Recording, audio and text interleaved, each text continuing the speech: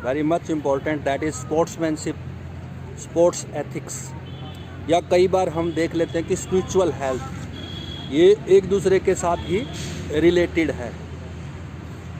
मेरे एक सब्सक्राइबर ने मुझसे क्वेश्चन पूछा कि स्पोर्ट्समैनशिप क्या है सर, या स्पोर्ट्स एथिक्स क्या है, इसके बारे में थोड़ा सा डिस्कस करें। तो आज मैं यहाँ ग्राउंड पर आया हुआ हूँ, साथ ही मैंने कहा अभी ये वीडियो मैं आपको बना के शेयर कर दूँ कि मैं एक कहानी सुनाता हूँ आपको, उसमें सारी चीज़ें शायद आपको क्लियर हो जाएगी। जब कोई भी व्यक्ति, आप देखोगे कि जब हम सपोज करो राजू नाम का एक व्यक्ति सबसे पहले घर में कोई किसी चीज़ पैसे चुराता है, तो जैसे ही वो सबसे पहले कोई पैसे चुराता है तो उसके मन से अंदर से आवाज़ आती है कि नहीं राजू ऐसा मत करो, तो वो रुक जाता है। लेकिन उसको फिर अगले दिन वो फिर ऐसे करता है, लेकिन इस बार उसको 2-3 बार आवाज़ आती है, फिर वो रुकता है। धीरे धीरे करके फिर उसके अंदर की आवाज़ आती है जब वो पैसे चुराने लगता है कि राजू ये गलत है, ऐसा मत करो, आपके मम्मी पापा क्या सोचेंगे या आपके पेरेंट्स कैसे सोचेंगे, उनका विश्वास ख़त्म हो जाएगा। लेकिन फिर भी वो क्या करता है कि गलत काम कर लेता है, यानी कि चोरी कर लेता है।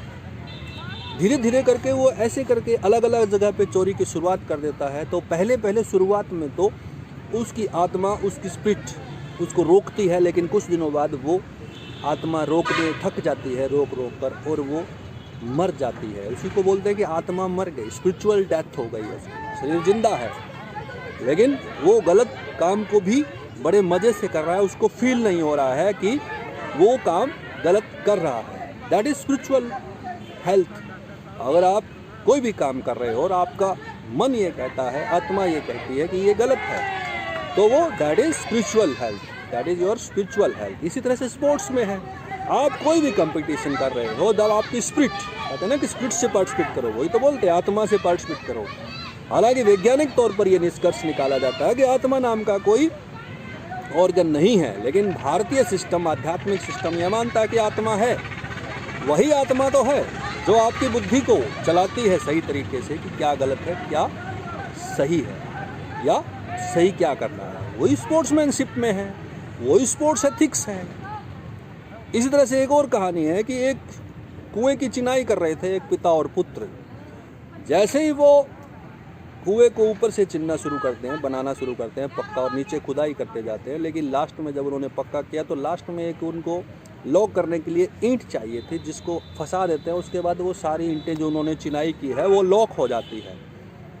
तो वो पिता और पुत्र नीचे काम कर रहे थे, तो पिता ने कहा कि ऊपर चले जाओ और एक ईंट ले आओ ताकि इसको लॉक कर दें और हमारी चिनाई जो है फिनिश हो जाए।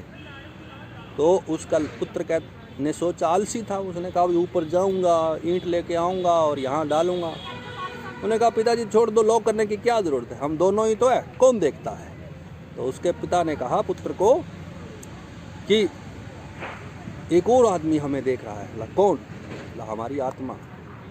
तो जब आप कोई गलत काम करने लगते हो, जब आप कोई भी, जिस रूल से आपने खेलना है, जिस स्पोर्ट्समैनशिप से आपने खेलना है, उसके अगेंस्ट कोई काम करते हो, तो आपकी आत्मा उसको आपको रोकती है। तो वही क्या है, स्पोर्ट्स एथिक्स है। वही जो रूल एंड रेगुलेशन बनाती है वो एथिक्स है। जो आप रूल एंड रेगुलेशन के अकॉर्डिंग आपकी आत्मा चलाती है वही स्पोर्ट्स एथिक्स है, वही स्पोर्ट्समैनशिप है, वही ट्रस्टवर्दीनेस है, वही रूल है, वही रेगुलेशन है, वही सारी चीज़ें हैं। ओके, धन्यवाद।